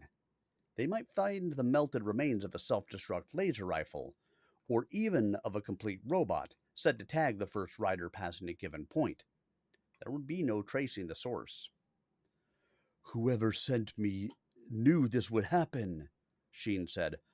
Oh, Stile, I should have been with you. Racing a horse? No way. There's no way to stop a laser strike except to be where it isn't. Race voided, the public address system announced. There has been tampering. The audience groaned. A portly citizen walked onto the track. All the serfs gave way before him, bowing. His full dress made his status immediately apparent. It was Stile's employer. Sir, Stile said, beginning his obeisance. Keep those confounded knees straight, the citizen cried. Come with me. I'm taking you directly to surgery. Good thing the horse wasn't hurt. Numbly, Stile followed the citizen, and Sheen came too. This was an extraordinary occurrence. Citizens hardly ever took a personal hand in things. They entered a citizen capsule, a plush room inside with deep jungle scenery on every wall. As the door closed, the illusion became complete. The capsule seemed to move through the jungle, slowly. A great tiger stood and watched them, alarmingly real in 3 dimensions, then was left behind. Stile realized that this was a representation of a gondola on the back of an elephant. So realistic was the representation that he thought he could feel the sway and rock as the elephant walked. Then a door opened, as it were in midair, and they were at the hospital complex. Rapidly, without any relevant sense of motion, for the slow gondola could hardly have matched the sonic velocity of the capsule, they had traveled from the racetrack dome to the hospital dome. The chief surgeon was waiting, making his own obeisance to the citizen. Sir, we have those knees replaced within the hour, he said. Genuine cultured cartilage, guaranteed non-immunoreactive, stasis anesthesia without side effect. Yes, you're competent. You'd be fired otherwise, the citizen snapped. Just get on with it. Make sure the replacements conform exactly to the original. I don't want him disqualified from future racing because of modification. He returned to his capsule, and in a moment was gone. The surgeon's expression hardened as the citizen's presence abated. He stared down at Stile, contemptuously, though the surgeon was merely another naked serf. It was that element of height that did it, as usual. Let's get on with it, he said, unconsciously emulating the phrasing and manner of the citizen. The doxy will wait here. Sheen clutched Stile's arm. I mustn't be separated from you again, she whispered. I can't protect you if I'm not with you. The surgeon's hostile gaze fixed on her. Protect him from what? This is a hospital. Stile glanced at Sheen, beautiful and loving and chastened and concerned for him. He looked at the arrogantly tall surgeon, about whose aristocratic mouth played the implication of a professional sneer. The girl seemed much more human than the man. Stile felt guilty about not being able to love her. He needed to make some act of affirmation supporting her. She stays with me, he said. Impossible. There must be no human intrusion in the operating room. I do not even enter it myself. I monitor the process via holography. Stile, Sheen breathed. The threat to you is real. We know that now. When you separated from me in race, it was disaster. I must stay with you. You are wasting my valuable time, the surgeon snapped. We have other operations scheduled. He touched a panel on the wall. Hospital security. Remove obnoxious female. Sheen was technically correct. The attack on him had been made when he was apart from her. He did need her protection. Any accident could happen to him. Perhaps he was being paranoid. Or maybe he just didn't like the attitude of the tall doctor. Let's get out of here, he said. The security squad arrived. 4 husky neuter androids. Hospital's favorite androids, or artificial men, because they seemed human despite their laboratory genesis. This reassured the patients somewhat, but they were not really human, which reassured the administration. No one ever got raped or seduced by a neuter android, and no one ever applied to an android for reassurance. Thus, the patients were maintained in exactly the sterile discomfort that was ideal hospital procedure. Take the little man to surgery, cell B11, the doctor said. Take the woman to detention. The 4 advanced. Each was tall, beardless, breastless, and devoid of any primary sexual characteristics. Each face was half smiling, reassuring, gentle, calm. Androids were smiling idiots. Since as yet no synthetic human brain had been developed that could compare to the original, it was useless to attempt to argue or reason. The creatures had their order. Stile caught the first by the right arm, whirled, careful not to bend his knees, and threw it to the floor with sufficient force to stun its sturdy, uncomplicated brain. He sidestepped the next and guided it into the doctor. Had the surgeon known he was dealing with a game specialist, he would not so blithely have sent his minions into the fray.